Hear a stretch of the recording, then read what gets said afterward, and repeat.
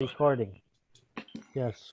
Ladies and gentlemen, girls and boys, and assembled company, welcome to the World Storytelling Cafe. And tonight, or today, sometime in this world, I don't know what it is in Washington, D.C. 3 p.m. 3 p.m. I don't know what time it is in Norman Perrin, Canadian land. 3 p.m. 3 p.m. Susan, what time is it down in South Africa?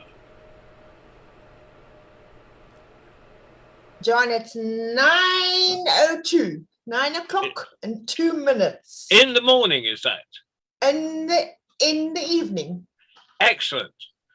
And Phil, in the wilds of Aberdeen, you're on a completely different time scale. I know. Is this fairy time or something? Yeah, we're on fairy time. Yeah, we're on fairy time. So it's so you're in non-specific. Yeah, it's any time I want it to be. Perfect. Whoa. Whoa.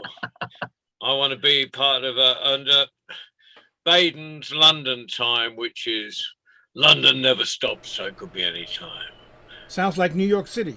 Yeah. 2 minutes behind everybody else. Okay.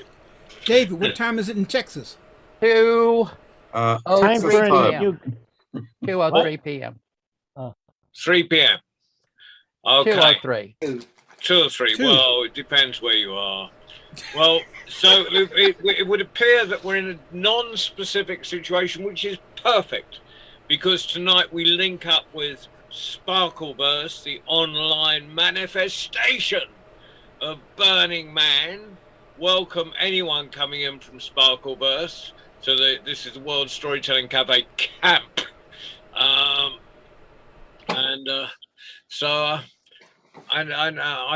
It's been great to be part of this for a week. So without further, we're going to actually start with a few people from our own festival that will happen physically in actuality in Marrakesh in February. So we're going to start. We're going to start up. We're going to start in the far north of Canada. There's Heather coming in from Aberdeen. So we're going to start from Canada, and we're going to work our way around the world. So Norman Perrin, please put your hands together and welcome Norman. Thank you. Okay. I just told this story, but did any of you already hear the Little Red Riding Hood story I told last night? But if you But a have, good story is then I always gotta worth know. repeating. Okay then. It was a regular morning at the Spiral Garden. The trees were shading the children. The ones who were running around in wheelchairs and in crutches, the community children. They were scooting from the painting table to paint anything within arm's reach, and a few things that weren't, with colors of the rainbow. And it looks like Phil was within reach of those kids in the background. There is the sand pit where the children, there is a lineup to go into the sand pit because there's a rickety old water system that's made up of split bamboo and run from 40 feet away through the air, and it kept on falling down, and the kids had to go over and set it up again, and then it fell down again. And someone said, you could make that structure a lot more stable. And we looked at him and says, I think you're missing the point of the fun of the matter. It's supposed to fall down, and the kids have fun putting it back up again. In short, it was a typical morning at the rehab hospital Spiral Garden. And I'd been telling stories at the Clay World, and where the kids gob up clay. They put it on the world. By the way, at the end of the day, they roll up the world, and then for the next day, oh yes, and we'd make up stories and one of them had an adventure going of the friendship of Lassie and Rin Tin Tin. Yes, it's good for public consumption, but I forget the details. Now, I had a quiet moment, and it was because it was only 5 minutes to 12, and it was time for lunch. And the garden was already emptying of the children who were going in for lunch. They'd be back in an hour's time. But over the grass came Jonathan. He had gone by the costume cart. Jonathan had the wolf costume in his lap. And he came to me and he said, Norman, I want to do Little Red Riding Hood. I want to play Little Red Riding Hood. And I said, that's good. He says, I want to be the hero of the Little Red Riding Hood. That's nice. I want to be the wolf of Little Red Riding Hood. That stopped me because, as you well know, the wolf has a certain designated role in the narrative structure, which is villain. And it was 5 minutes to 12. And I couldn't think of anything. I said, Jonathan, don't worry. We'll be able to work out something out after lunch because it's only 5 minutes. And he started to cry. It's a bit sad to see a young child cry.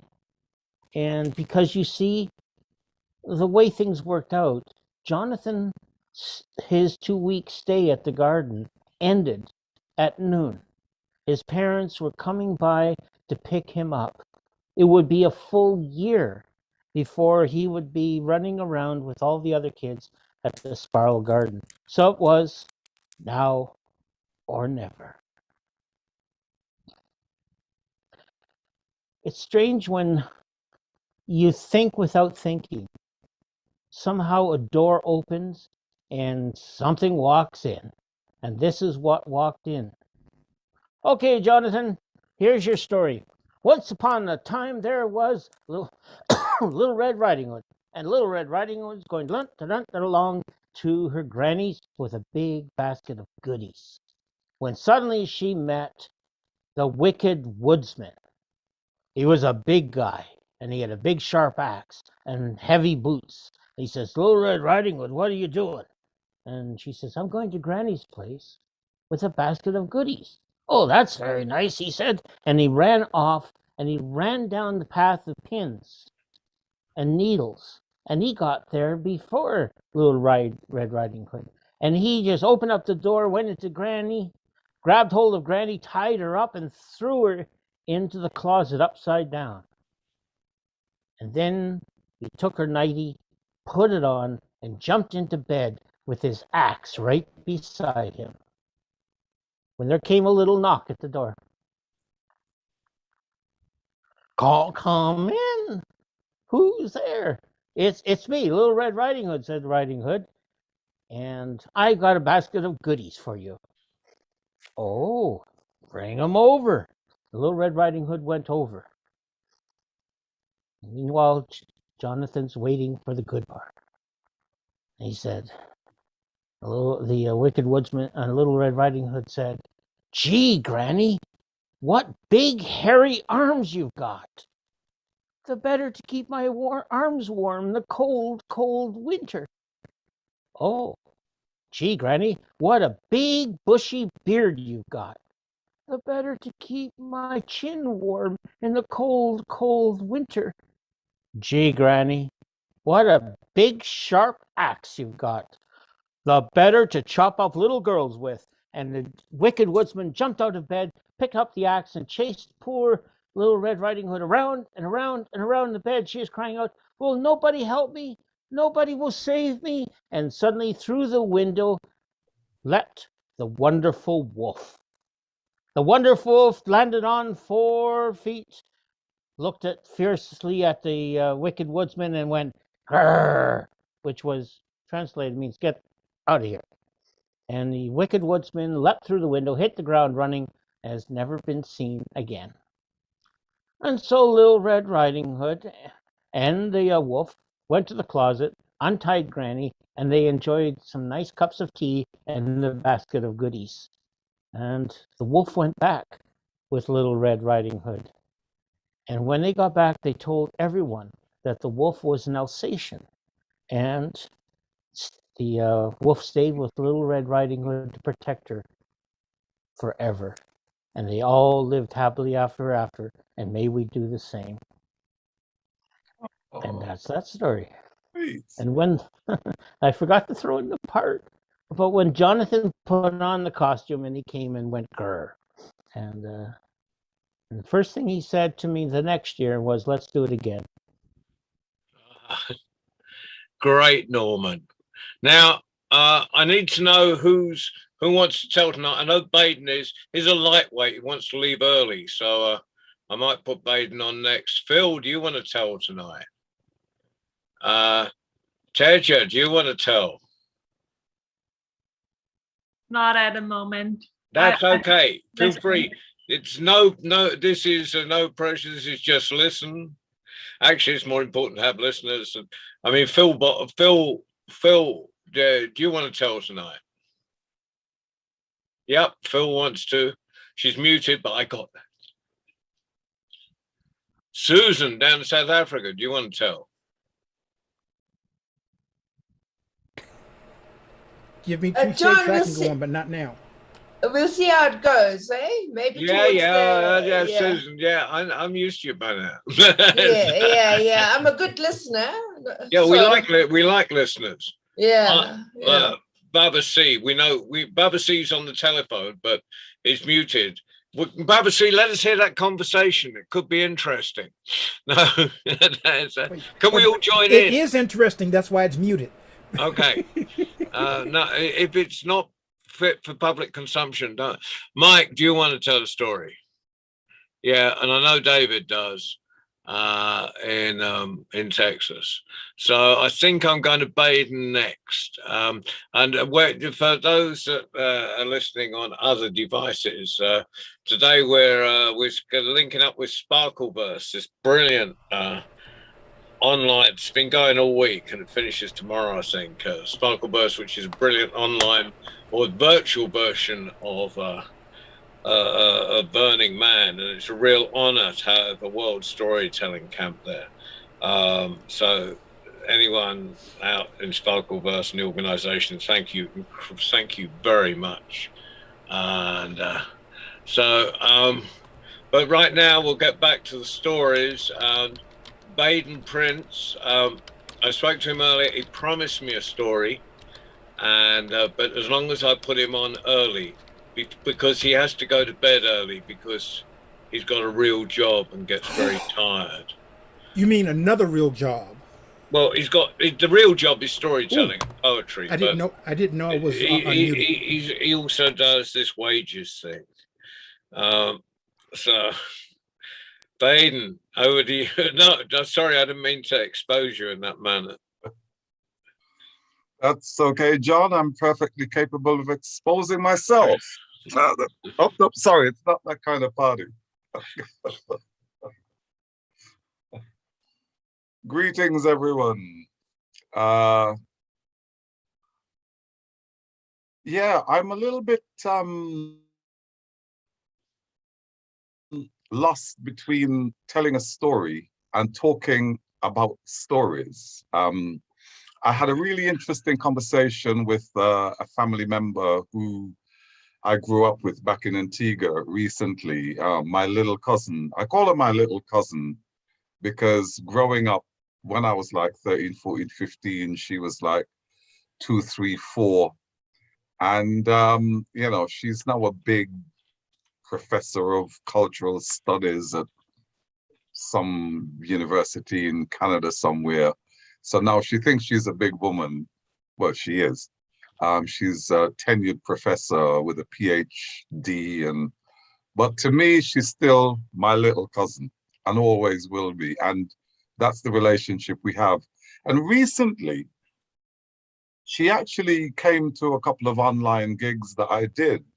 And I keep saying, you know, I've been a poet and I was part of the London poetry scene for years, and I've only been storytelling for a short while. She reminded me of something that I have no memory of, which is when I used to mind her and her brother.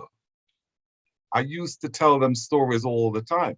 Sometimes I'd make stuff up. Sometimes I'd tell them stories because I was an avid reader from a very early age, and I used to like tell stories from the books that I was reading. And she actually said to me, "You're the first storyteller that I ever heard," which has really kind of made me really reflect back on one of the things I've been thinking about recently is where my own inspiration may have come from. And I've started thinking back to, there's a particular character in Antigua. And this guy's name was Ashley Perry. He called himself Grey Ghost. And everybody knows him as Grey Ghost. And nobody ever, in my memory, ever called him by his name. He was either Grey Ghost or Ashley Perry Grey Ghost, which is how he used to refer to himself. And he was a typically bombastic Caribbean man. I don't think it's unique to the Caribbean, by the way. He told the most ridiculous stories about himself, the most fantastical, just outrageous tales. And as we say home, he would look you in your face and tell you this ridiculous story and swear to God it was true and dare you to challenge him. And I've been thinking a lot about him.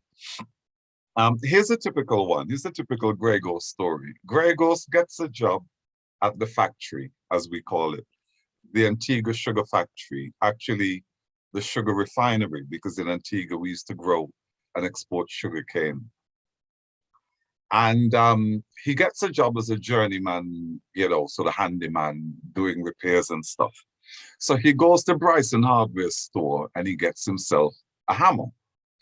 And his first job, he's got to go up on the roof and nail back down some of the galvanized iron, as we call it, the corrugated iron sheets that form the roof.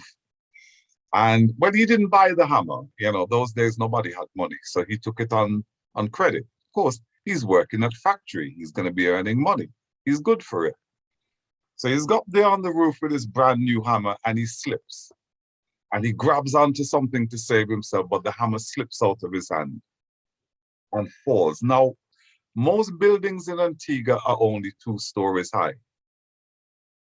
But factory is a big building with the vats to, you know, that they crush the sugar and boil it in and so on. So factory is like 5, 10 stories. So most Antiguan buildings are maybe only 25, 30 feet tall, maximum. Factory is like 50, 60 feet high. He's up on the roof, 60 feet up, and he drops this hammer, which is his livelihood. And he thinks to himself, he has time to think to himself, I can't afford to let that hammer hit the ground, because if it hits the ground from this high up, it's going to break. And that's my job done. So you know what Grey Ghost did?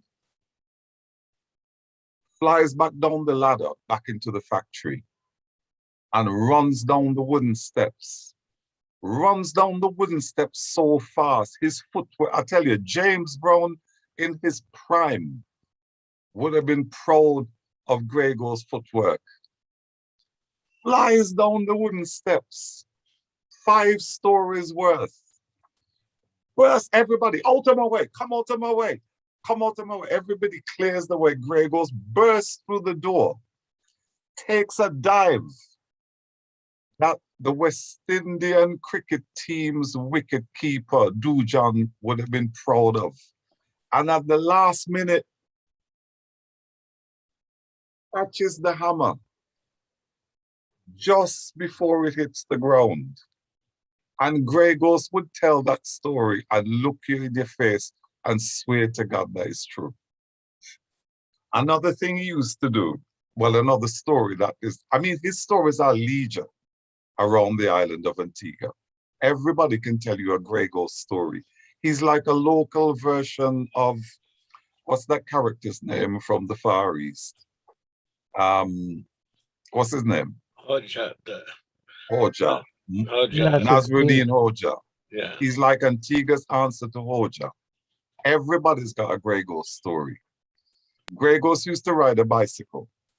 And anybody who knows anything about bicycle racing knows that when you take a corner, the lower you can go to the ground is the more you can maintain momentum and speed.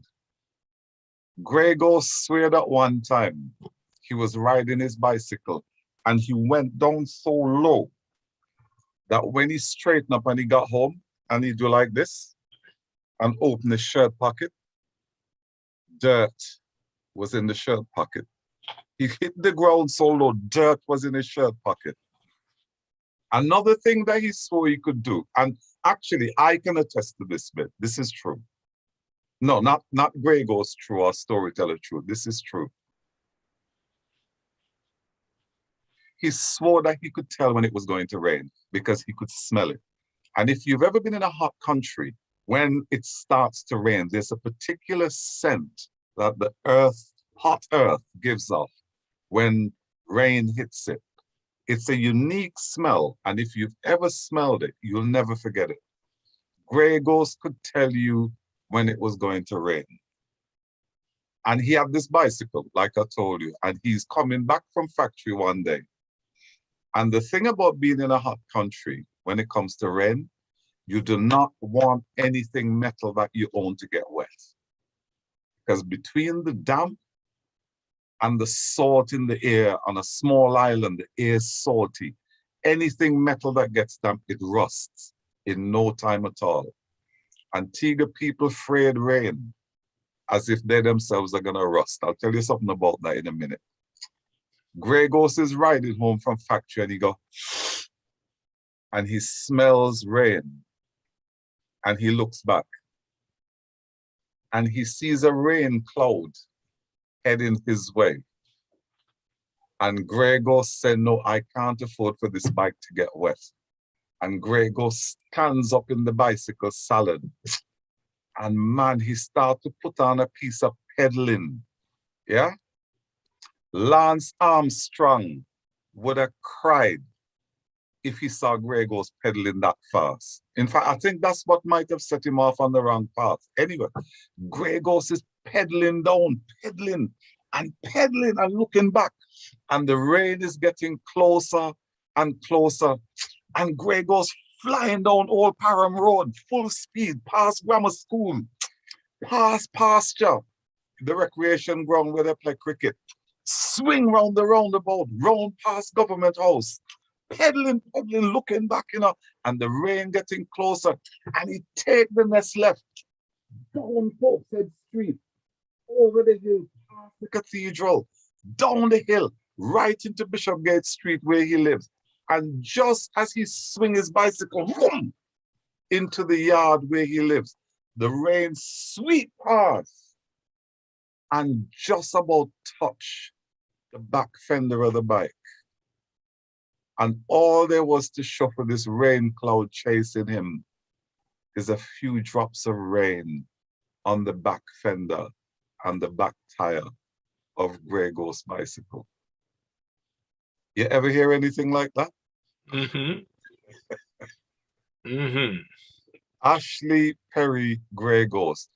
And I know what you're thinking. No, you're all sitting out there thinking, Ben's made up Ashley Perry Grey Ghost. That's impossible. Nothing can go so. Ridiculous. Well, here's the kicker. I was in Antigua and I met up with my sister's partner, whose name is Ian Perry. And I'm telling Ian about my fascination now that I've started getting interested in writing and poetry and stuff like that. And I said to him, I'd really love to learn more about, the Grey Ghost stories, Ashley Perry Grey Ghost. And Ian turns to me and he says, you mean my Uncle Ashley? Serious thing. Serious thing. Truth. Real truth. Yeah, you're Baden. Well, just a round of applause there. Baden, you coming on to do a whole evening of Uncle Ashley.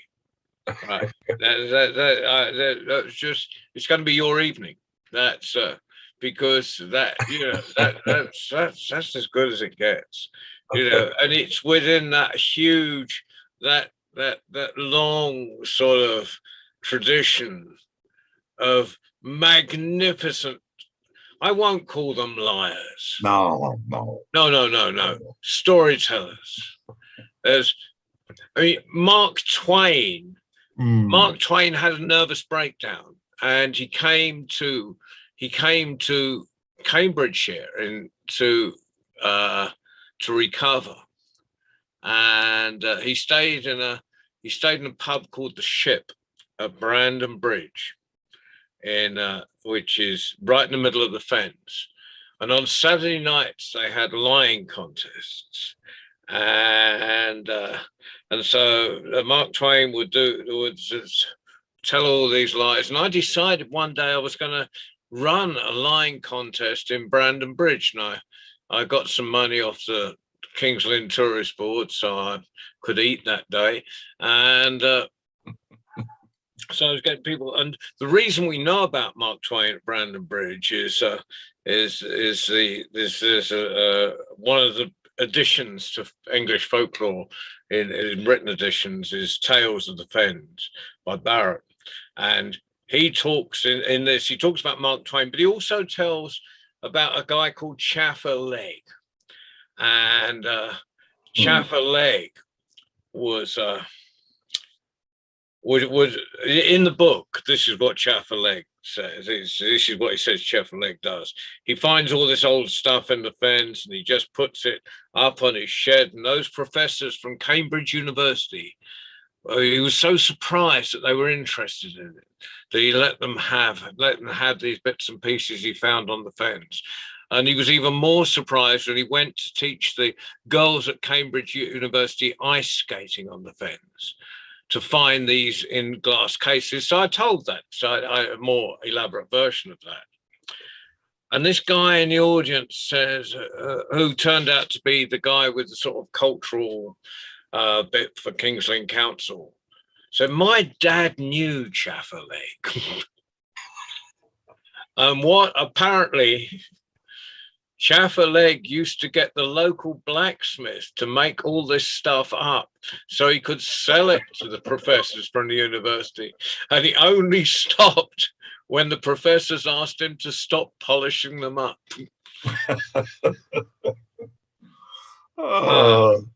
I'm gonna do some digging around and come back. Yeah, you need more of that. Wait till y'all hear about Spray Horse. When I come back with them, remind me to tell you about Spray Horse. Spray Horse. Yeah. You could make your living off those characters, babe. It's and well, I'd go. I'd pay.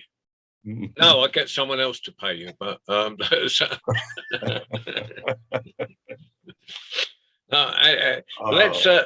go up to Scotland for Heather. Thanks, everyone. Thank you. Another round of applause for Baden, I think. Pleasure. Heather, have you got a story for us? Oh, you're going to harp on a bit, are you? I just thought I'd get that in before Barbara. Hi, I've got a wee story for you. A wee traditional story, if that's okay. There's a lot of stories, stringing us along. Oh, brilliant, Mike. The puns, the ability of all of you to make up puns is incredible. This is a story that is quite a typical one in sort of Celtic nations, of the musician that goes off to a party and then sometimes on the way back, you don't know what's going to happen. And you have to, things it's a dangerous thing coming back from a party. So this is a story from long ago. The harp has been a traditional instrument in Scotland and Wales and Ireland for a very long time. And so there's lots of stories about the adventures of various harp players. And once, a long time ago, there lived a harp player. And one day he got an invitation from one of his best friends. This friend of his was going to get married. And he was so excited and happy for him. But he thought, it's a wee bit far away to get to the wedding. And he thought about it for a while, but then he was thinking, he knew his friend well, and he knew that there was going to be lots of amazing musicians at that wedding. And it was going to be a fantastic event. And he thought, well, I need to go. I need to be there. So he took his harp, which was a bit smaller than this, and he set off across the hills. And he wasn't a rich man. I mean, he used to travel the roads of Scotland, but he would take his harp and he would put it on his back. And he would walk for miles from this village to that, playing at castles and for dances, for weddings, for all sorts of events. But he didn't have enough money to afford a horse, so he had to just walk from place to place. But, he knew the route well to his friend's house. It was across the mountains at this farmhouse. And away he went. And he got there in time. And I tell you, it was a fantastic wedding. It was amazing. And then afterwards, weddings in Scotland, what happens is you've got the ceremony and then everyone goes back to usually the bride's parents' house, and there is a party and the music flows, the dancing, there's song, there's food, there's drink, and it can go on for days. I mean, it isn't just something that just happens for a few hours. No. It goes on for day after day, as long as there's people to play tunes and to dance and to sing and to celebrate. That's what happens. And so he got there and all the music was gone.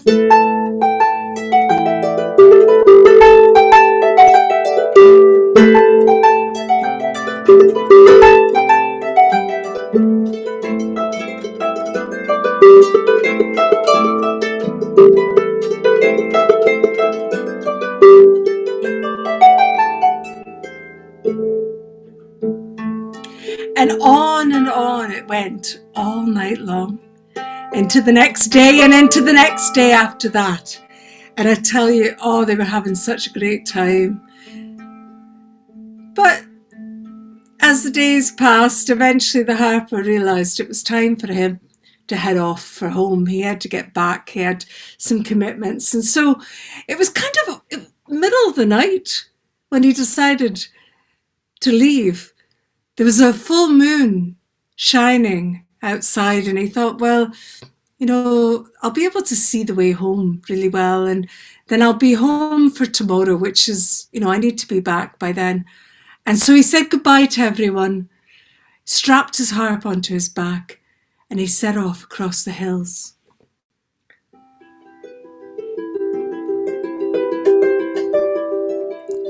Now, I don't know if you've ever walked in the hills of Scotland, but it's a strange place. The weather changes incredibly rapidly. And that's what happened that night. He was walking along and he was feeling really happy. He was singing the tunes that he'd been playing with his friends at the wedding. And he was feeling no pain, as they say, because he'd been drinking a bit of whiskey. And he was feeling really good.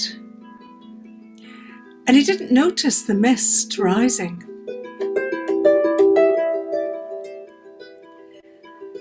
until it was so thick that he couldn't even see his own hand in front of his face. He kept on walking. What else could he do? He tried to feel the path, the track under his feet, but it was difficult. And unbeknownst to him, he came to a steep slope and he sort of slipped on the grass, and he tumbled and he fell, and he turned round and round, and he fell and he slipped and he slid,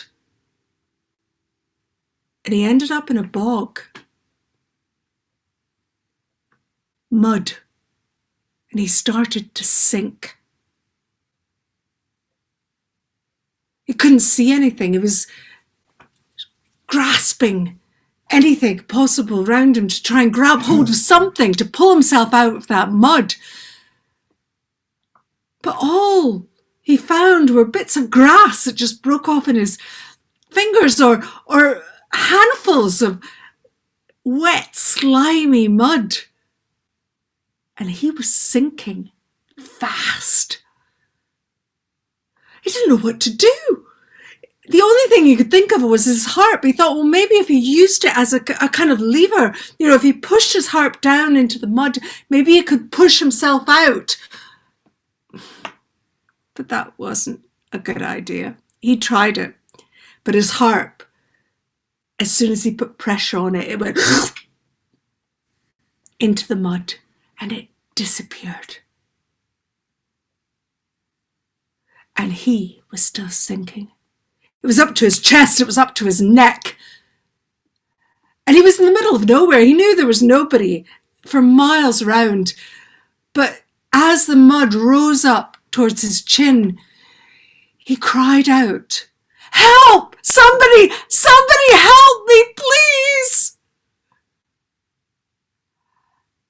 And just then, the most amazing thing happened. Because the mist disappeared. And there was the moon shining down on him. And there was a wee man, about 4 foot high, standing at the edge of the bog. And he had round his arm a coil of rope. He said, "Harper, catch this." And he threw the rope. And the harper grabbed the rope and hung on as the man pulled him out of the bog. And there lay the harper.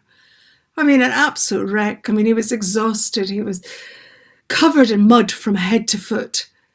And the wee man looked down at him and said, "Oh, come away with me. My house is no very far away, and I'll get you all cleaned up and you'll be fine in no time at all. Come away, come on, come on." And away he raced across the moor. Well, the harper staggered to his feet and he followed his new friend. And he said the truth, because it wasn't very far. He was no sooner over the next wee hillock when there in front of him was the most incredible house. It was like it was a mansion. It was beautiful, and he could see across the moor the lights shining. There was lights, candlelight flickering in every window. And there was a sound of laughter and music coming from this house. And the harper was really surprised and puzzled because, he knew this part of the country really well. And he'd never seen a house like this before in this part of the land. But you know something? He was just so exhausted and just in shock still from that trauma of being sucked into the bog that he didn't even think much about it. He just followed the wee man inside the house.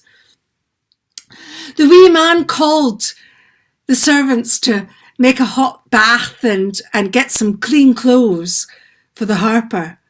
And once the harper was all cleaned up and dressed, he came downstairs and there was the wee man with a glass of wine nice big goblet of wine and said, drink this and come away through into the ballroom and you can join the dance, join all my friends and have yourself a good time. And so the doors of the ballroom are flung open, and there the harpers saw the most amazing sight. There was an incredible crowd of people in that room, dressed in the most beautiful clothes, all sorts of colours and beautiful silks and satins, and they were swirling round and round to the most incredible music. There were the musicians over in the corner, and there were tables groaning with food and drink. And the harper walked into the room. And as he watched, a lassie came across and she grabbed him by the hand and she pulled him into the dance.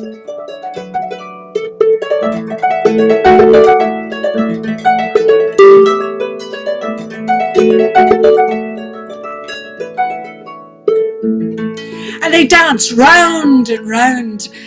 And he was looking down into the most beautiful eyes he'd ever seen. They were emerald green and sparkling, and his beautiful face that was looking up at him. And he was absolutely mesmerized. He'd never seen such a beautiful girl in all of his life.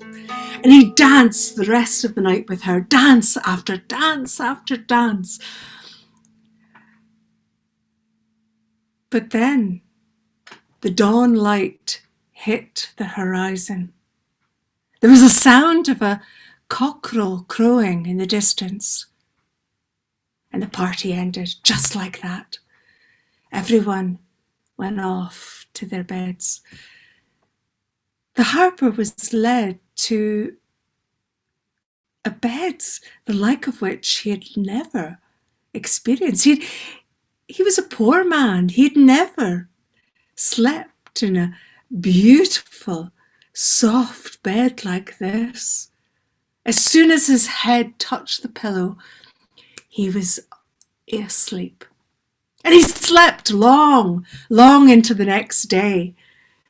And he was just waking up, just beginning to stir because he could feel the sun on his face, when suddenly he felt something that felt like a kiss on his cheek. And he thought, oh, maybe it's that girl, that beautiful, beautiful lassie. She's come to wake me up. And he opened his eyes, expecting to see her beautiful face, her beautiful green eyes. But no, staring straight at him, almost nose to nose, was a collie dog. A mangy, muddy, grubby collie dog. And the dog leapt onto his chest and started to lick him all over his face. And he's pushing the dog away, going, oh, get off.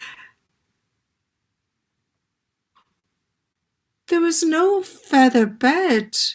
He wasn't lying in a bedroom. There was no castle, mansion house. He was lying in a field against a stone wall. And he looked down and his clothes, it was his old clothes, covered in mud. And then his surprise turned to joy because he saw something that he thought he would never see again. And that was his beloved harp in the rushes by his feet, covered in the same mud.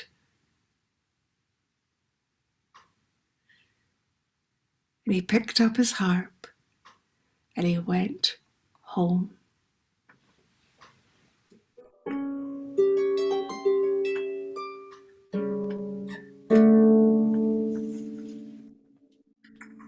Oh, that was beautiful, Heather. Oh, it's fantastic. Ah, I just love the dog bit as well. I can't I can't count the number of times I've woken up in the morning on a kitchen floor after a good party, cuddling a strange dog. So, some of those were in Texas, David, up in hill country. Oh, I remember cycling into a party. It was Thanksgiving, and I was going out to a party. I'd been invited out to this house, and she wasn't there. So, but I'd recognized the pickup trucks in the driveway next door. So I kind of pedaled in, and I called a bicycle I picked up for $20 or something at a secondhand store, and called it my pickup truck that I put in the wash, and it shrunk. And I spent 3 days at this party. It was fantastic. There was just phenomenal characters there. 20 years later, I was down in East Texas, and I went round. Trudy Terry, another storyteller, took me round to some relations' houses, and 2 of them had been at the party. And I said, "We spent 3 days wondering who you were." Anyway, that's just, right. Oh, Baba C. I don't think I could have hung with you, John Rowe.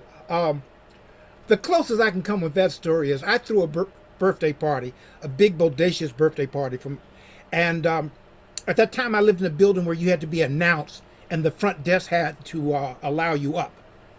So I had a guy sitting on the door, because I know a lot of people who don't get along, but whenever they came to my house, it was an automatic truce. So I happened to be by the door giving the guy sitting by the door a beverage, and in come 3 people. And so the guy sitting by the door says, "Do you guys have an invitation?" "Oh no, but we know the birthday boy. We know him. We're very, very good friends." He said, "Are you sure?" He said, yeah, we're very tight. And he called us and said, "Don't worry about the invitation, just show up." I said, "He did?" And they said, "Yeah." I said, "Well, I'm the birthday guy and I don't know you. But if you promise to behave, you can stay. But if you don't, he will show you the way out." That's the closest I can come to a John Rowe story. Okay, so when I was, as some people would say, when I was a wee bit of a lad, and we went to the movies, they would show cartoons and a short movie that had absolutely nothing to do with the main event. So, Norman, I spoke earlier and said that a good story is worth telling more than once. Baden, you inspired me to tell a story that was on my list. But first, I have to tell the shorty, which has absolutely nothing to do with the story I'm going to do. However, this story, I apologize ahead of time, is mainly for John Rowe and Baden. There was once a young lion who was filling his cups, as some people would say. Or down there south, they would say he was smelling himself.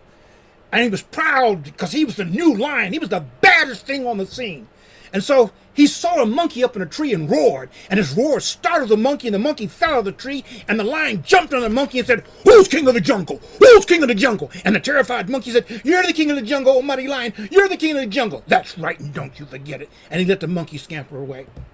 Nearby, he saw some zebras, and he chased after the zebras and tackled a young one and held him down. And he said, "Who's king of the jungle? Who's king of the jungle?" And the terrified zebra said, "You're king of the jungle, oh mighty lion. You're king of the jungle." "That's right, and don't you forget it."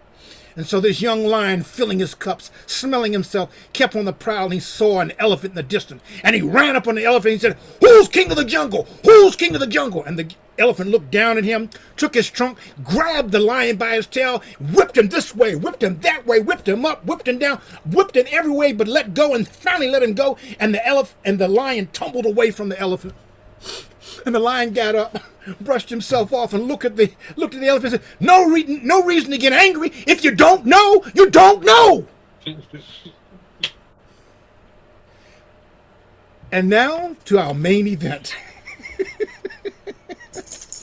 This one, Baden inspired me to do this. In fact, I think it's the first tale he got me to tell on another network. Or it could have been this one. But anyhow, this is the story about Mose Johnson. Now, I got to tell you a couple of things just in case. Now, David probably has heard about shouting and talking back to the minister. For those that may not know, shouting and talking back to the ministers, when the preacher gets to rearing and going, people go, well, tell it like a T.I. is. You got it, Rev. You got it, Rev. And sometimes they have an instrument. And sometimes they would just get up and start a dance. I'm not going to dance. It'll scare all of us. And I mean, you know, it was called shouting back. Well, Mose was a shoutless member of New Bethel Baptist Church down by the Riverside, South Carolina way. He could outshout every man, well, every woman, well, every child, well, around. I mean, Mose could shout. And Mose would tell people, I am Mose Johnson, shoutless member of New Bethel Baptist Church down by the Riverside, South Carolina way, and I can outshout every man, woman, and child around. In fact, when I die, the pearly gates will open and the heavenly choir will sing. Well, they took Mose up and down as they said, the Bible Belt. They took him to different churches and showed him all. But then one day they took him to this real sedity church that I won't mention by name. But when he got there, the women, when they got happy, it was real sedity. Oh, if you don't know what sedity means, ultra posh, bourgeois, stuffy. When the women got happy, they didn't shout. They just did this.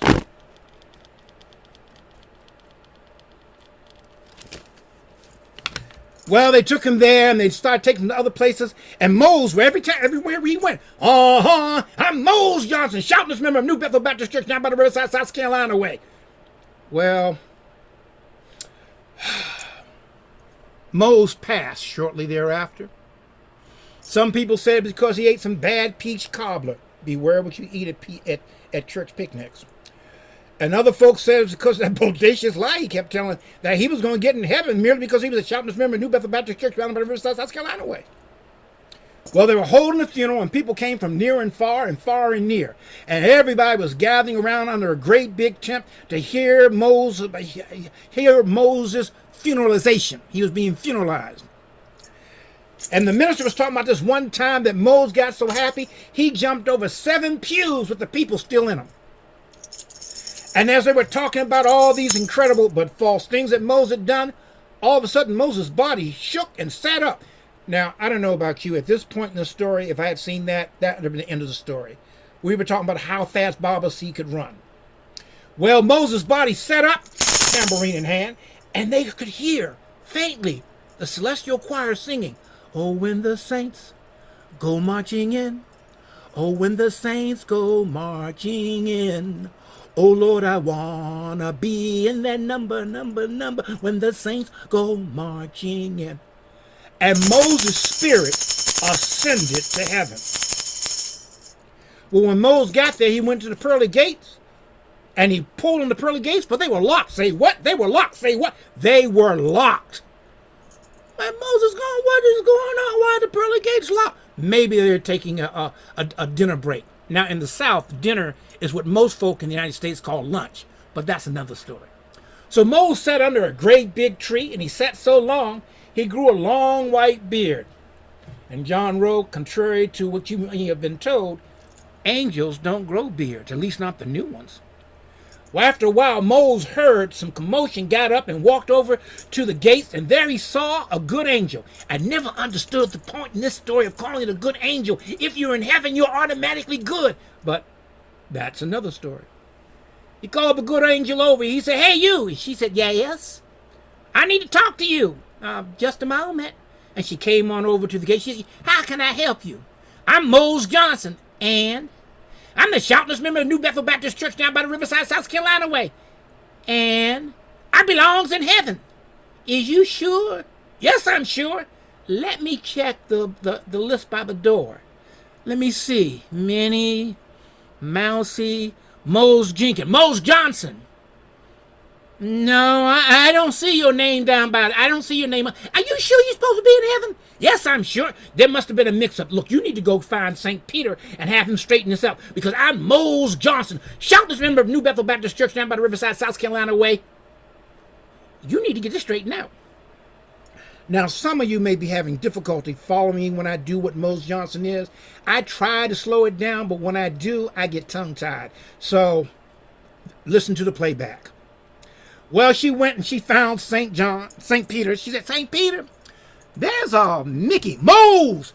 There's a Mose Jenkins, Mose Johnson, shouting his name at New Bethel Baptist Church down by the Riverside, South Carolina way. Yeah, and he loud too. Yeah, you notice that? Well, what seems to be the problem? He says he belongs in heaven. Is his name on the list? No, and he said it must be a mistake. He did he? Yes. Go find me St. John and tell him to bring me the book of life. So she went off to find St. John. She found St. John. She said, St. John, good angel. St. John, good angel. St. Peter wants to talk to you. He says, bring the book of life. There's a Mose Jenkins, Mose Johnson, shoutless member of New Bethel Baptist Church down by the Riverside, South Carolina way. Yeah, he loud too, ain't he? You know, St. John and I were just talking about that. He said, bring the book of life to find out what this person has done to deserve to get in heaven. And so St. John met St. Peter. St. Peter. That went on for a while. He said, I need you to look in the book of life and tell me what this Mose Johnson, shoutless member of New Bethel Baptist Church down by the Riverside, South Carolina way. You mean the loud guy down by the gate? Yes. I need you to look in the book of life and tell me what he done to deserve to get in heaven. Okay. And so he opened the great big book of life that had everything you had done in life, good and bad. And sometimes Santa Claus borrowed this book, but that's another story. And he went down the list and he's looking. He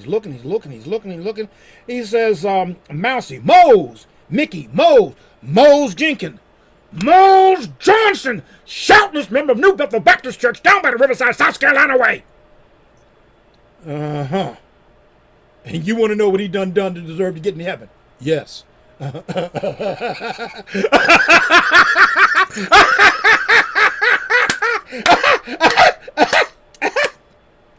But St. Peter wasn't laughing, so St. John stopped. What's it say in the book of life? Well, it says right here, St. Peter, that he done give a dime once to charity. A dime? A dime. Moses was getting nervous. He gave a dime once. Yeah, a dime once to charity.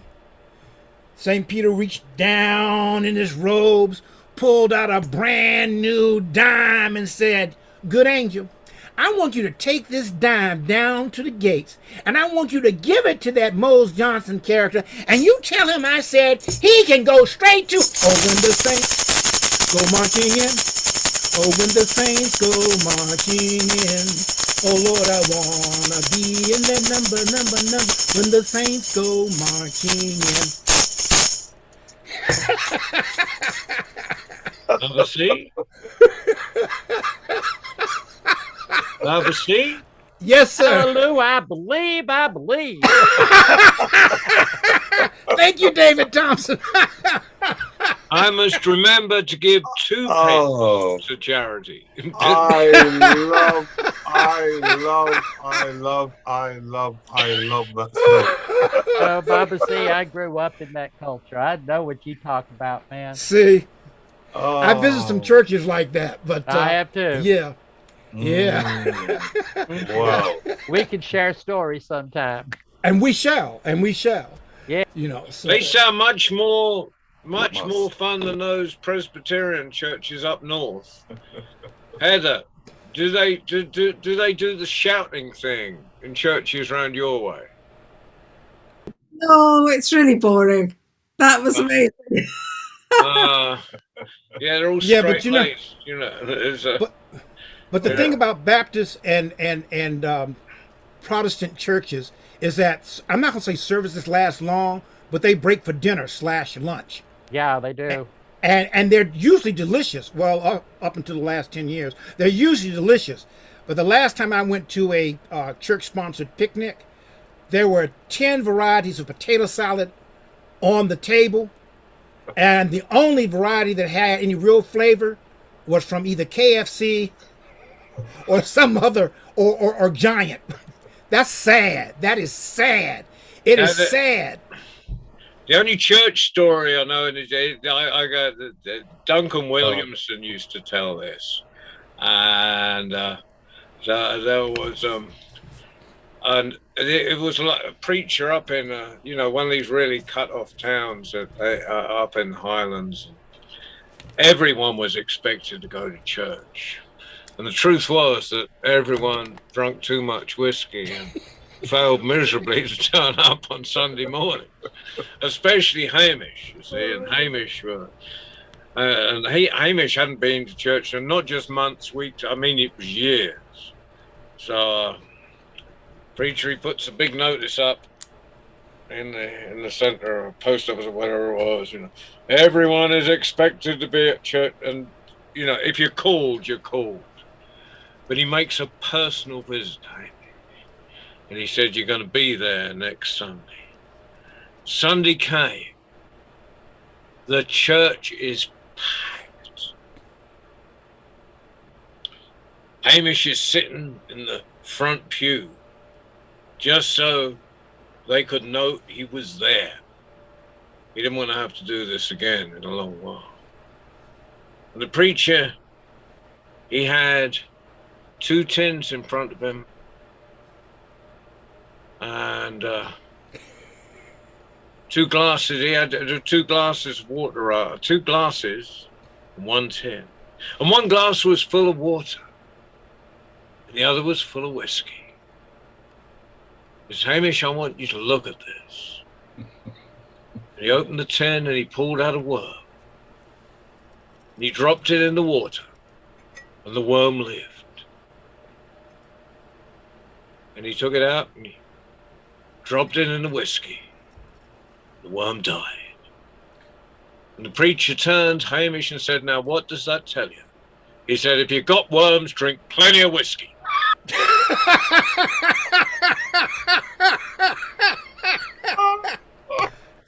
John, that was terrible, but I liked it. But now, can I tell one shorty, a real shorty? It's kind of church related. David's got to have his lunch soon. Let him on soon. Anyway, do a shorty. This is a shorty. And so, David, I know you'll get this, and anyone who eats mayonnaise will get this. All right? So there was a village where they had a tradition that everybody at the village would come to your compound, your home, and you would feed everybody in the village. And so this is what they did. But there was one man who was kind of down on his luck. In translation, he didn't have any money. He didn't have any food. And it was his turn to host the village next. And he looked through his house. He looked high and he looked low, and he couldn't find anything except for a few scraps of this and a few scraps of that. He couldn't even find a pot to cook it in. But in the corner of his living room, there was an old helmet. And he cleaned the helmet out real well, and he put it on top of a fire, and he added it full of water, and added a little bit of this and a little bit of that. And soon he had a soupy but not very good looking or very good tasting soup. But this is all he had. And so he grabbed his mitts, and without apology, he picked up the helmet and he went into the backyard to feed the masses. As he stepped into the backyard, the watery soup turned into a thick, wonderful stew. And as he served the people in the village, they kept talking about the stew, how wonderful it was, how it was the best stew they ever had. And to this day, people are still talking about that occasion, because you see, when you bring out the helmet, you bring out the best. Okay. Oh, I'm going to slap you through the screen. Right. And with that, without any further correspondence with Washington, D.C., we'll go down south, going down south with a smile on my mouth, and we're going down to Austin, Texas, where David Thompson is ready to give us a story. All right. Hey, everybody. But there's one thing before I start. You do know what they say about Baba C, don't you? Oh, you don't? Oh, I'll tell you. When Baba C was born, God said, what have I done? I'm going to stand over here and look busy. You know my dad, he tells the same story. Okay. Now back to me, back to the story. I've been working on this whole series of stories to have ready for Marrakesh. And the stories I've been working on come from my Appalachian and Texan culture. And I call the entire collection Lulabelle's General Merchandise. So here's one of them called The Horse Blanket, or Buyer Beware. Now, I'm going to tell you people something. I'm going to tell you about Miss Lulabelle's General Merchandise. Now, you want to know where it is? Well, it's in this small town in way West Texas, Flatulence Flats, sometimes called Fart Town. However, people, you couldn't help but know you could smell it 3 weeks before you even got there. So anyway, Miss Lulabelle was known for being a downright good old woman and a fantastic business person. I can tell you right now, I remember, oh no, that's not germane to this story, so I'll just go somewhere else. Anyway, the only thing about Flatulence Flats or Fart Town is it was on a major road to one of the great geographical formations, the Grand Canyon. So tourists would always just drive through and they would see this beautiful sign, Miss Lulabelle's General Merchandise and Car Wash, though the car wash wasn't working no more. So she was known around there at them parts for ranchers, and she had all the bridles and she had food feed for the animals and stuff. And it was said that she had the best horse blankets you done ever seen. So anyway, one of these days I was sitting out front on the porch talking with some friends outside the front of the store. We was drinking some lemonade, or at least I was. And this Bugatti or Bugado or one of these Italian sports cars, I don't speak Italian, it just drove up and it parked right in front. Well, Lord, there was just definitely some out-of-towner coming in. I wonder what he wants, because some of them people, they're all uppity in their nose. We'll have to wait and see. So this man, we all went inside just to see what was going on. You know, we already nosy people. So this man goes in and he says, I'd like to speak to the owner of the store, please. Oh, hold on just a minute. Miss Lulabelle, someone here to talk to you. So out she comes. So a real formidable woman. Lovely eyes, a lovely face and lovely eyes, but you don't get on her wrong side. Anyway, she said, and what can I do for you, kind sir? And he looked at her and said, well, I stopped a few places back and was told that you had the best horse blankets in the entire state. Well, I have a whole team of racehorses, and you may have heard one of them won the Triple Crown. Well, no, sir, I have not heard, but I'm very happy for you. Now, what can I do for you? I want to purchase a horse blanket from your inestimable collection. Well, yes, sir, I'll be right back. So Miss Lulabelle, she goes back in the stock room and she just takes a horse blanket and she brings it out, very nice horse blanket, and she puts it down in front of him and she unfolds it and he looks at it and he feels it and he likes the design. He don't care for the material. He says, well, it's nice. How much would it be? She said, oh, I don't know, $120. Do you have any better ones? Hold on there. So Miss Lulabelle folds it back up, takes it back into the stock room, unfolds it back there, sprays some frou-frou water on it, folds it back up and puts it in one of these big old plastic bags that you can buy bedroom sets in, the sheets and the pillowcases and the duvet, or what we call comforters, puts it in, zips it up, and she comes out and she says, you will love this one, Mr. Man. I will tell you right now, This was woven by 12-year-old temple virgins and washed in the tears from the time that they were there. Oh, really? Can I open it up? Let me do this. Little bit of zip. Now, take a sip. Oh, that's nice. Oh, can I feel it, please? Oh, I guess so, sir. And she unzips it a little bit, puts his hand in. He says, it's a very nice weave. Extreme. It would look very. One more thing. Zip. Do you have the absolute best of all of your blankets for sale? Why, sir, I most certainly do. It's the very last one. Let me fold this one up and come back, and I'll bring it back to you. So she takes that folded blanket. She goes back to the stock room. She unfolds it, sprays some more frou-frou water on it. She puts some dried rose petals all over it. She folds it into a triangle like they fold flags. She put it in a triangular box with the glass front. And she takes it out and said, sir, this is the most exquisite horse blanket I done got. It is fantastic. It took me a long time to get it because it was woven in the ancient city of Anaphylaxia in the town of Turkestan. Really? I let me see. Can I smell it, please? I've heard that it was just beautiful. Oh, and one more thing, sir. It was dipped in the nectar of flowers, and before it was put in this case. Well, okay, may I smell it? Okay, here you go, real quick. Oh, I am overtaken with ecstasy. Do you need something to help you burp, sir? Your face looks straight. No. I love it. How much is it?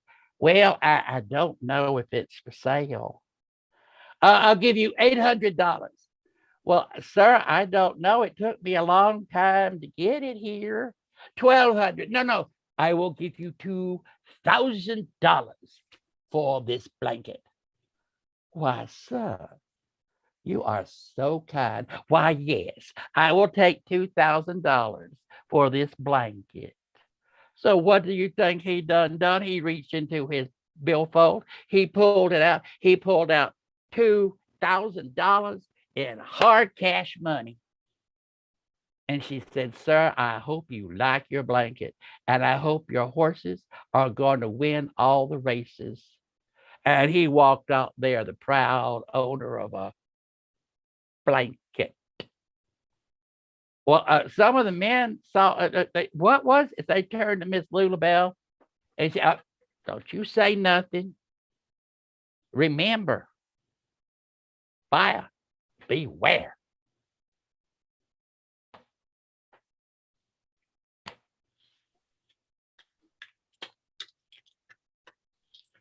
Brilliant. He was a stranger and I took him in. Miss Littlebell knew about the Bible. Oh, wow. Fantastic. Right. So we done Washington D.C. No, we weren't in Washington actually. We were down in Babasee's roots, and and we've been to Texas and rural Texas.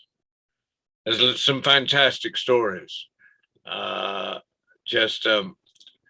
And David, you might know about this when they filmed Midnight Cowboy. Oh yeah. Yeah, and there was a whole thing. They rented them this old house, and it was full of rattlesnakes under the floorboards. And they managed to convince the cast that the sheriff managed to convince the cast that they weren't rattlesnakes. It was something entirely different. But when the film came out, the whole town, including all the old ladies, went down to see Midnight Cowboy. Oh yeah. That's you find me the story of that sometime, David, please. I'll do what I can. Yeah, it's just one of those things that goes around the Texas storytelling circuits, and it was just lovely. But right now, I think we're going back to Scotland. I know we're going back to Scotland. We're going to the Rainbow Wall of Phil McBain, and she's got no excuse tonight for being asleep, because I've given her at least 2 hours since she got her van back. So Phil, have you got a story for us? Well, I got kicked off earlier on. That's what I get for not being showing due diligence to the fairies of Scotland. They went and ate my cable. I had to go outside with brown paper, vinegar and gaffer tape to stick the cables back together. So I'm here. We've got a wee story for you. There is this man. He's travelling home, and it's getting late, and he's thinking, oh, I need to find somewhere to rest. I need to find somewhere to get a bit of sleep. And he can't see anything, and he walks a wee bit further. He goes, I must find some place. And he sees a wee cottage just up the side, and he goes and chaps on the door, and he says, oh, I'm travelling home, and I'm never going to get home tonight. Is there any chance I can get a bed for the night? And this little old man with his great big long white beard, standing on a rickety old stick, leaning on the door, says, can you tell a good story? Oh no, he says, I've never been able to tell a story. I can never tell a story. I've never ever managed to tell a story. If my life depended on it, I would never be able to tell a story. Oh, well, we want to turn you away for that. Come on in. There's some of my pals here, and we'll tell you some stories. And what a grand night they had. They heard stories about kelpies, and they heard stories about selkies, and they heard stories about white horses that come out of the water, and they heard stories about all kind of things. Then it was time to get to bed. And he says, well, I don't have very much room for you, but you'll hate to get.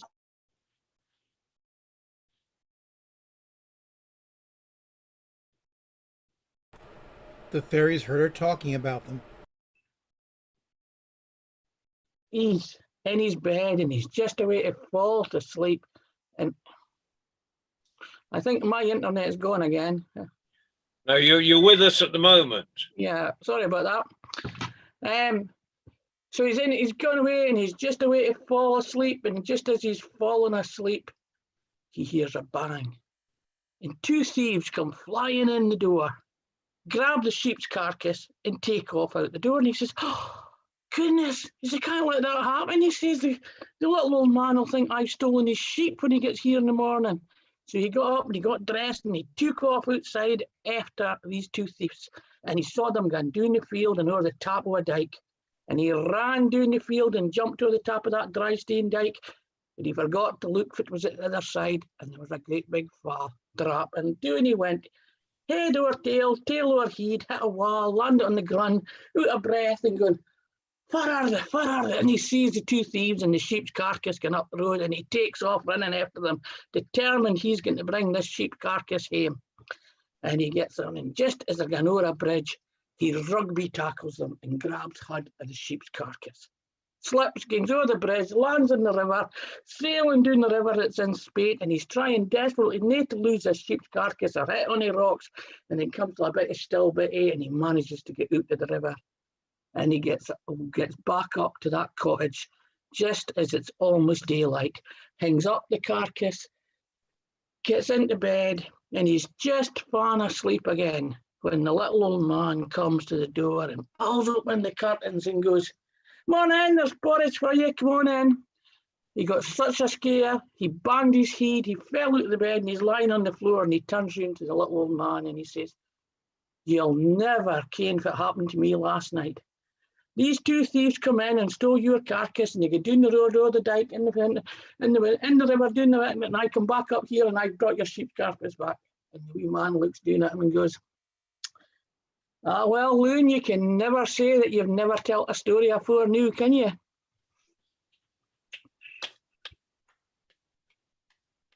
Thank you, Phil. I love stories about not having a story. I've not heard that one before, so thank you. Mike, have you a story for us, Mike? I have. I have a story I've not told for a while, but I was inspired with things that have happened tonight. I had the story, and then when you talked about Duncan Williamson, because the story I want to tell is one my mother used to tell. And when I told it to another place where Gary Cordingley was there, he said, I think that's a Duncan Williamson story, but I've never heard it told by anyone as a Duncan Williamson story, so I'd love to know. And my mum used to set it somewhere just near wherever we lived. So it wound up taking place near Swanage because she wound up living in Swanage. But I'd like to set it somewhere near where I live now. So I'm going to set it in Whitnham, the Whitnham Clumps. So there was an old man and an old woman, and they used to travel about. And they did whatever they could to earn a penny or two. He was a bit of a peddler, a bit of a cobbler, a bit of a fiddler. And she would tell fortunes, do a bit of hawking. She'd sell bits and pieces, bit of sewing kit, bit of wool, bit of threads. And they'd not had great times recently. And they were coming across over near Whitnham Clumps, and it was a long day. They hadn't mended a pan, they hadn't told a fortune, they didn't have any food for the night. And they wound up making a cold, dry camp, but by a little stream. And over the stream was the hill up to Whitnham Clumps. And as they were beginning to settle down and their stomachs were rumbling, the old wife suddenly said, Look, can you see the lights? And the old man said, No, what lights? She said, Well, I can see the lights of a house up on the hill. And the old man looked up and said, What you can see is the moon through the trees. It's just the moon through the trees. And she said, No, there's lights. There's going to be people up there. There must be. And he said, Well, I can't see anything. She said, Well, I don't care. I'm going to go up. We can't lie hungry if there's a house that close. But there isn't a house here. I know there's no house. She said, Well, I can see the house. Well, I can see the lights. And so she made up a little basket of bits and bobs, and she took her cards to tell fortunes, and she took some bits of cloth and bits of silk and sewing thread and some needles. And she crossed the little stream and started off up the hill. And when she got up there was this grand looking house. And she knew her place, so she went round the back and tapped on the back door, and a little scullery made open the back door, and she said, Hello, I'm wondering, could I come in and tell some fortunes, sell some bits and pieces, and swap it for a basket of food? Because my husband and I will be down the bottom of the hill and we're hungry. And the maid said, Well, just wait there, and closed the door on her. And then a minute or two later, the door opened again, and there was a grand major domo in his swallowtail coat and his fancy brocade waistcoat. And he said, Come in, go in. And she started to go in. He said, You've got silks and things. You haven't any pins or needles, have you? She said, Well, I have. And he said, You mustn't bring them into the house. So she was a little bit worried by this. So as he turned around to walk away, she put her steel and iron things outside, but she just pushed just one pin into the door frame. And she went into the house. And they walked through the green door into the great hall. And there was a fire blazing and lights everywhere, and dozens of people making polite conversation, and a bit of a dance going on, and some music. And she was thinking, Oh, if only the old man had come, he could have played his fiddle, we'd made a fortune. And there's the master of the house. But he's only a little man. He's about 5 feet tall, but he's towering above some of his other people. And he's dressed all in black, and he looks very, very important. And he says, Come in, old lady. Now, what is it you want? And she said, Well, I'm hoping to get some a bit of food, maybe a bottle of wine or something, but a bit of food to take down, and I can tell fortunes, or I've got bits and pieces to sell. And the master said, Well, I promise you'll have a basket of food.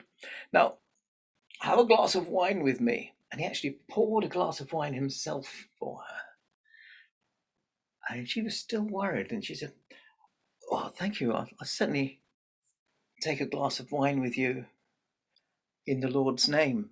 And praise you, Lord. He darkened. We don't use that name here. And she said, well, I can't drink the wine without the grace. And he said, you can come back to my kingdom and we'll see how long you don't drink or eat without grace. And she, I can't do that. I have to take the basket of food you promised me and go back down to my man and have supper or breakfast. And he said, well, that's not going to happen. You're going to come down. And she said, well, I don't know if it matters, but I stuck a wee pin in your door frame. I'm not sure if you can take me down to your kingdom anyway. He was absolutely incandescent. He was so angry. And he shouted to his major domo, give this woman a basket of food. And he said to her, you've got your food, but you get back on down my hill and do not look back. If you look back, it'll be the worse for you. So she said, well, thank you for the food. And she took her little basket of food and she started off down the hill. And suddenly she heard the voice of her son behind her saying, Mum, what are you doing? And she said, you're not my son. God bless you, but you're not my son. And the voice went quiet. And she carried on. Then she heard a squeal behind her. And she said, I don't know what you are. God bless you. And carried on and didn't look back. And then suddenly there was a great bull running at her. And she just did the cross and said, God bless you. And the bull was gone. And she carried on down the hill and she was quite full of herself. She'd got the basket of food. She hadn't even had to tell a fortune or give away any of her goods. Then just as she was getting over the stream at the bottom of the hill, suddenly her shawl snagged on the thorn bush that grew by the stream, and she just turned around to... And the next morning, her man woke up in camp, cold, hungry, alone, and he went off to look for her. And he got to the stream, and just the other side of the stream, there was a basket of food and a big rock. And he said, by God, if I didn't know that was stone, I'd swear that was my wife. And apparently she's still there now in Whitnam Clumps, and you can go and you can see the stone, because that's a true story. Thank you.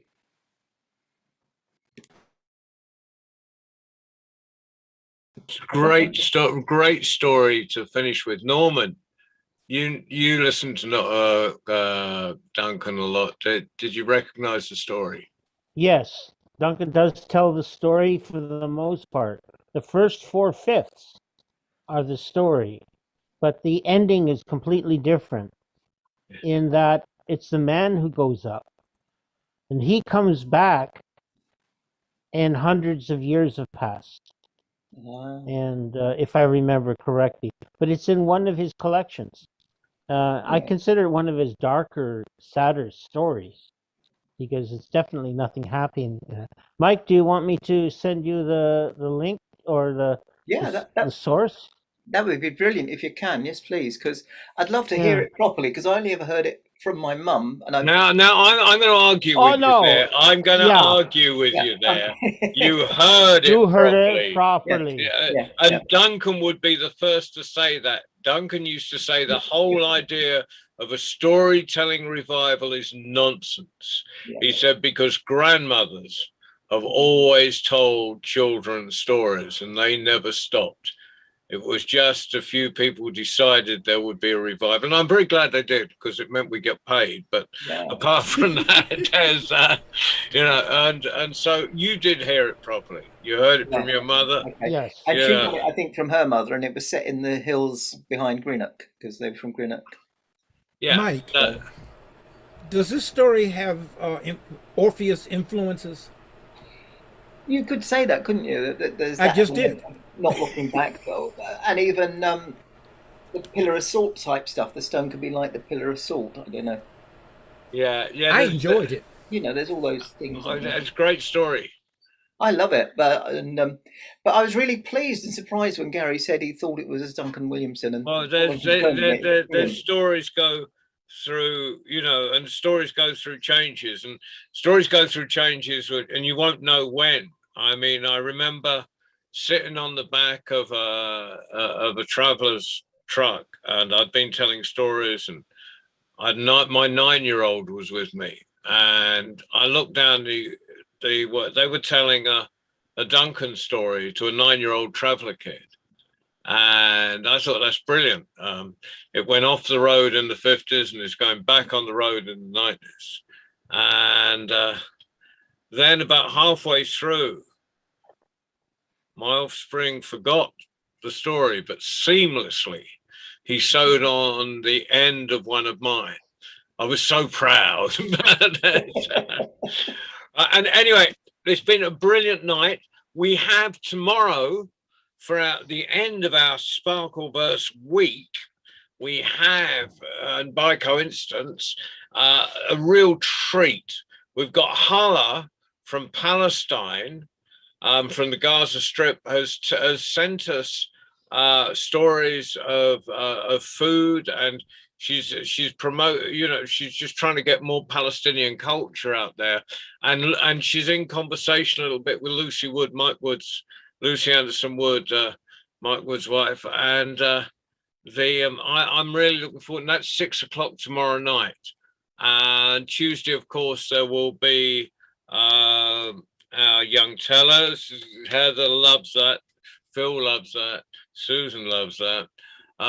Friday, we've got Norman is back telling stories for children, and so it goes on. One request I've got is, anyone free next Sunday to compare the worldwide story round, because Mike Rust isn't about. What do you mean by compare? If you're stuck and you want a mic, MC it, you know, just do what I've done tonight. if you're stuck, I'm happy to. Yeah, keep it okay, Mike, it's your job, right? You're comparing next week, and you know everyone because you've been on flat quite a lot, so you can work out the running order. We do it, but we fly by the seat of our pants. Right now, Ali, thank you very much for flying our magic carpet around the world tonight. Goodbye from us at the World Storytelling Cafe Camp. Good night. Thank you. Or good day, or whenever. Yeah. And we'll see you, and see you all in Marrakesh in February. Yes. Yeah. Ali's waiting for us. He's got everything ready. Yeah, John. Yeah, haven't you? You've got everything ready to welcome everyone in February, Ali, haven't you? Yes. He's going to be everybody from everywhere, yeah, anywhere in the world. Yeah. Right. Well, good night, everyone. Thank you. Good night, everyone. Good afternoon, everyone. I love saying that. Mike. To be continued. To be continued. To be continued, Rafiki. Much love, Ali. Much love.